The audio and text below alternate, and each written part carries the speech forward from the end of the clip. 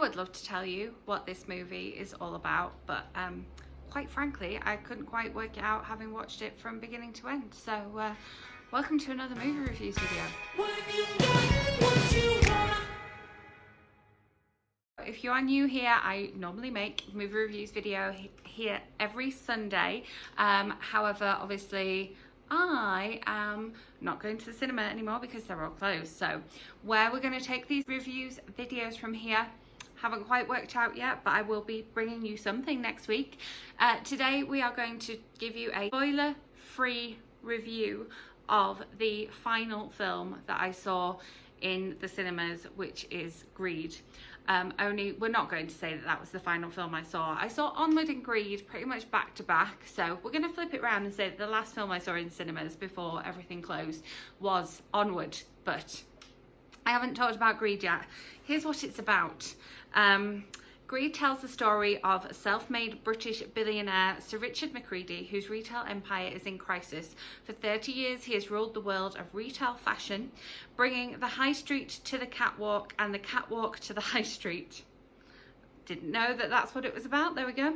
But after a damaging public inquiry, his image is tarnished. To save his reputation, he decides to bounce back with a highly publicised and extravagant party celebrating his 60th birthday on the Greek island of Mykonos. And this one stars Steve Coogan, Isla Fischer and David Mitchell. And also stars Shirley Henderson as Steve Coogan's Irish mother. However, Shirley Henderson is actually 3 months younger than Steve Coogan, so there's our first interesting choice. Yes, obviously the reason I don't want this to be like the last film I saw in cinemas ever is because I just didn't really like it. I didn't care for what it was doing. I was attracted to the trailer because of the pairing of Steve Coogan and David Mitchell. Like, you know, they are British comedy icons. I was excited to see where this one was going. And I worked out that whilst watching this film that David Mitchell, you know, I like what he does, but he does do the same thing in everything that he does. When you see him on Big Fat Quiz of the Year, he is being David Mitchell, and when you see him in Peep Show, he's being David Mitchell, and when you see him in this film, he's being David Mitchell. They are all the same person, and there's nothing wrong with that, but it just struck me whilst me and one other person were watching this film in the cinemas. Yeah, it wasn't a great film. It was, I think you kind of see what it's about whilst watching the trailer. So if you had any kind of interest in watching this film, just go and watch the trailer and you'll be all right with that. Isla Fischer was really wooden in this film, and I like Isla Fischer in things, you know, right back from her Home and Away days.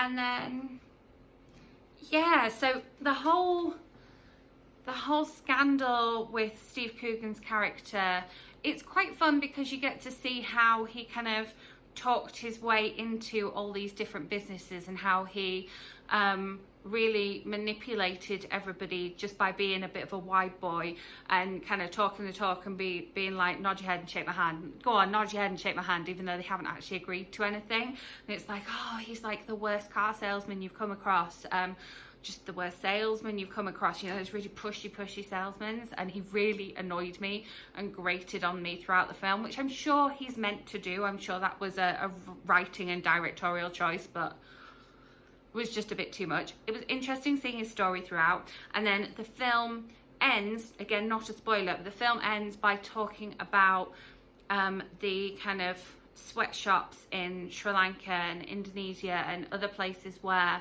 a lot of the clothes that we wear in big high street brand stores come from, and how much they earn per hour, and then what the kind of return rate is on that. And then the if you followed what was going on in the UK with the like British Home Stores guy, when all the British Home Stores BHS scandal was happening and he was taken to court, I think that it might have been based a little bit on that as well, because some of the things that he was being accused of and some of the things that was going on with his kind of business empire seemed to be a little bit like that, which I thought was interesting. But then this whole party that was being planned, I didn't really get that part of it. Like, I think it would have been more interesting if they kind of just done it as a, this is what happened to him and this is what happened to him, in a more kind of chronological order. I kind of understood why David Mitchell's character was there. You know, it was needed that somebody would be writing about him to kind of facilitate this. But a lot of it, I was like, well, what's the point of this particular part of the film? Or what's the point of this particular character in the film? I think it would have been slightly better if they'd done it in a more linear way. And we kind of touch on the stuff that they talk about at the end with the sweatshops and driving down the prices, and how these women are working for pennies in these dangerous conditions. And just, like, I liked what they said at the end of the film, and I was almost surprised that that came up, because I was like, oh, I didn't realise this was what this film was doing, because I'm still not 100% sure what the film's doing, because the story overall doesn't really relate to that. And so I think if they'd gone in one direction or the other, it would have been a better film. And if they'd gone in a completely linear way, it would have been a better film. And maybe if David Mitchell had had a more impactful role, it also would have been a better film. And yes, I did watch the entire thing, because it's literally only an hour and a half long. Had it been a 2-hour film, or even an hour and 45, I think I probably would have left. When I went to the bathroom halfway through, I was like, do I want to leave here? I don't know. But that was at the point where I was like, they're going to shut the cinemas soon. I want to watch a film while I can. I don't know. Yeah, so there's my thoughts and opinions on Greed. Do not recommend. If you're at all interested in it, watch the trailer. You'll get the gist. And yeah, normally this is the point where I say, if there's anything you want me to go and watch in the cinemas this week, then let me know. But I do have a few things that I've missed at the cinema that are now kind of coming earlier onto streaming, and I have some Fandango credits that I've built up by buying cinema tickets. So I am happy to bring some reviews of things that I'm watching in my home for the first time. We recently watched Avatar, which I had never seen before, so I could bring you a review of that if you'd be interested. If you have any other suggestions as to what you would like to see in my film review slot here on my BookTube channel, then do let me know in the comments. Let me know what's the kind of, if you've seen any films that you just kind of don't know what's going on with them, you couldn't describe them to somebody afterwards. Or has anybody else seen Greed? Let me know in the comments as well. If you enjoyed this terribly scathing review, give this video a thumbs up. Make sure you are subscribed so that my next video lands in your subscription feed.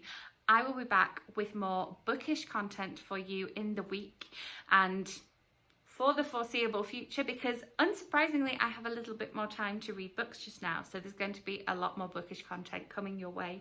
Thank you so much for watching. I will see you with my next video. Bye.